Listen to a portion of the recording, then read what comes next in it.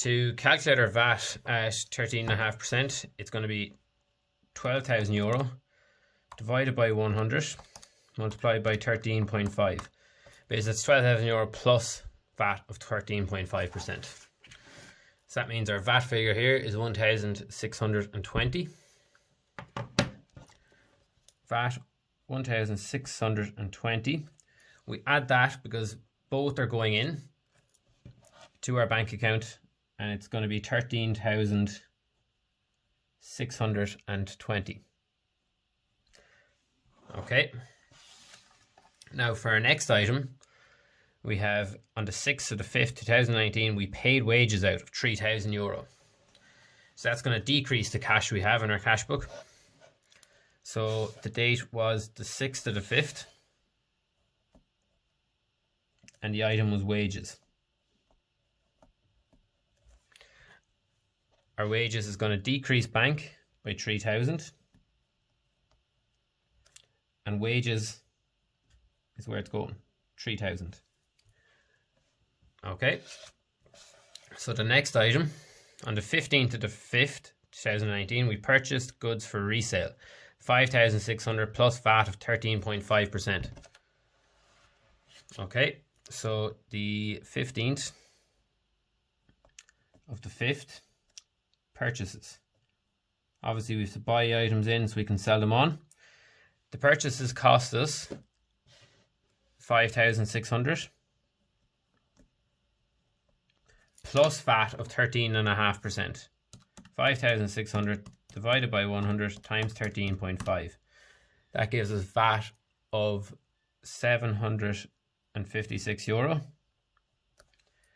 And this will go in our bank account here, plus 5,600 of 6,356.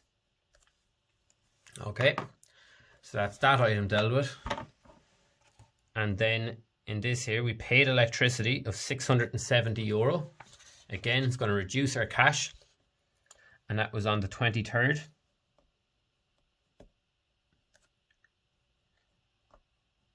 Electricity of €670. So 670 into electricity, and it comes out of our bank. And then the last thing we have is paid wages, again for 2,850 on the 27th of the 5th. So 27th of the 5th, wages. It's coming out of our bank account, 2,850, and wages 2,850. Now, what we need to do here is we need to balance off our account. That's what we're asked to do here because we've put in the information provided. So balance the account. Now how we do that is we need to see first which side is bigger for our bank. So here we've 21,500 plus 13,620.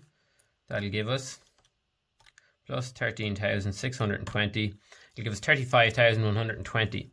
Have we that much here? No. Add this up, 3,000 plus 6,356 plus 670 plus 2,850. It's only 12,876. To balance it off, we need to have a balance carried down. Balance carried down. So it's going to be the difference between the two. So 35,120 minus 3,000 minus 6,356 minus 670 minus 2,850. We're going to have a balance carried down on the last day of the month. Last day of May is the 31st. Balance carried down 22,244. So what that means is if they started May with zero in their bank account, they had no money in their bank account, that means they're going to start off the 1st of July with €22,244. That's what that means. So we're going to balance it off here now. So you should use a ruler here. I'm just going to do it freehand. And what you need to do now is you need to add all of these coming down. So for our bank here, we said it was 35,120 This would be 12,000, 1,620, 21,500. One thing also I'd recommend is doing this question in pencil, just in case you make a mistake. It's very easy to correct. Here we're going to have the same bank balance, 35,120, 5,600 go on our purchases. We have 756 for VAT. We need to add these two together. 3,000 plus 2,850 gives us 5,850 and €670. We close these off. Line underneath. Line underneath. And now we have on the 1st of the 6th balance brought down of 22,244. So the question we're asked is how much money is in Food to Go bank account at the end of the month. As I said earlier, it's going to be just €22,244. €22,244. There's a lot to this question. We also need to post in the relevant ledgers. I'm going to do that in part 2 of this video, just to keep them nice and short. Okay guys, in this video I'm going to be doing a double entry. You'd asked me to kind of have a look at this, so the question I picked is from the 2019 junior cert paper. It's common level. This was the first paper, the restructured business cycle. So it was question 17, and we're told Food to Go Limited is a fast food retailer which operates in 10 locations in Dublin. Complete the analysed cash book of Food to Go Limited for the month of May from the information provided below and balance the account. So we're given here 1, 2, 3, 4, 5, 6 transactions, and we have to go through them now.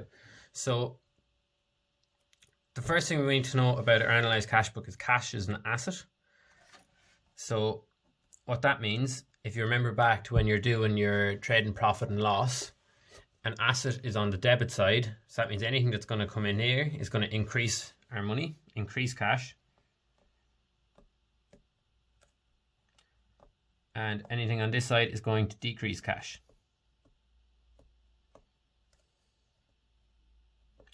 So the first item we're told about on the 1st of the 5th, 2019 was shareholders invested in the company.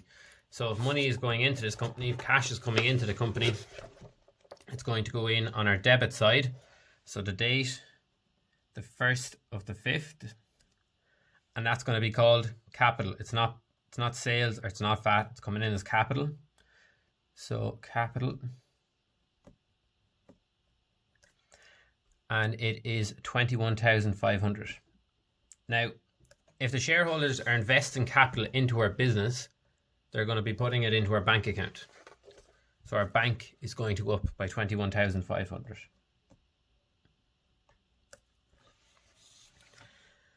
The next item we're told about is on the 4th of the 5th, 2019, we sold goods for €12,000 plus VAT at 13.5%.